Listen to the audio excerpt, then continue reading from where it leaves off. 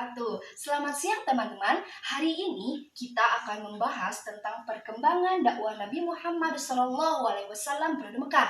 Nah, jadi dalam perkembangan dakwah Nabi periode Mekah ini ada 2 poin penting. Yang pertama kenabian, yang kedua strategi perjuangan dakwah Nabi Muhammad SAW.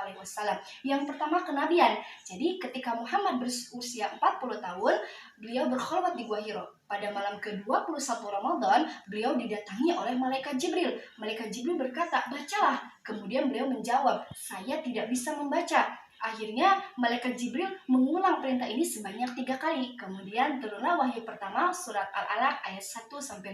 Beberapa hari kemudian beliau kembali lagi ke Gua Hiro untuk melanjutkan ibadahnya. Dan datanglah malaikat Jibril. Lalu turunlah wahyu kedua surat Al-Mudaththir ayat 1-7.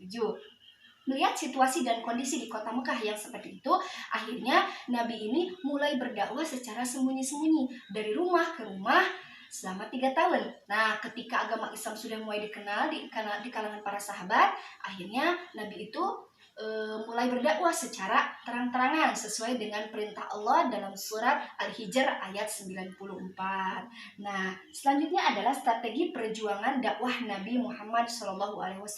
Jadi, Nabi Muhammad ini dalam strategi perjuangan dakwahnya ini melakukan hijrah. Hijrahnya itu ke beberapa tempat. Di antaranya yang pertama ada hijrah ke Habsyi. Nah, hijrah ke Habsyi ini terjadi pada bulan ke-7 tahun ke-5 kenabian, di mana orang-orang Islam ini mendapatkan sambutan yang baik dari Raja Nejus dengan memberikan perlindungan dan mengizinkan orang-orang Islam ini untuk beribadah sesuai dengan syariat yang diajarkan oleh Rasulullah. Yang kedua ada hijrah ke Habsyi yang kedua. Nah, hijrah ini terjadi 2 bulan setelah hijrah Nabi yang pertama. Nah, di mana kaum Quraisy ini mencoba untuk mengembalikan kaum muslimin yang hijrah ke Habsyi, tetapi permintaan itu ditolak oleh Raja Nejus, yang malah akhirnya Raja Nejus pun masuk Islam. Nah, yang ketiga, misi ke Taif. Nah, misi ke Taif ini dilakukan supaya Rasulullah SAW ini mendapatkan perlindungan, pertolongan, bantuan dari orang-orang Taif. Namun, ketika beliau itu sudah sampai di Taif, beliau malah dihina oleh masyarakat Taif dan malah diusir oleh mereka dengan cara melemparinya dengan batu.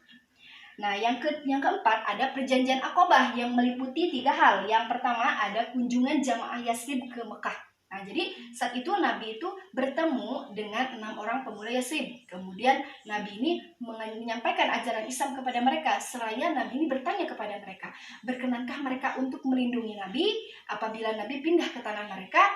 Namun mereka itu belum bisa memberikan jaminan kepada Nabi dan pengikutnya. Selanjutnya adalah perjanjian Aqabah yang pertama. Nah, terjadi pada tahun 621 Masehi, di mana Nabi ini bertemu dengan 12 rombongan jamaah haji yang berasal dari Yasrib. Mereka melakukan pertemuan di Bukit Aqabah.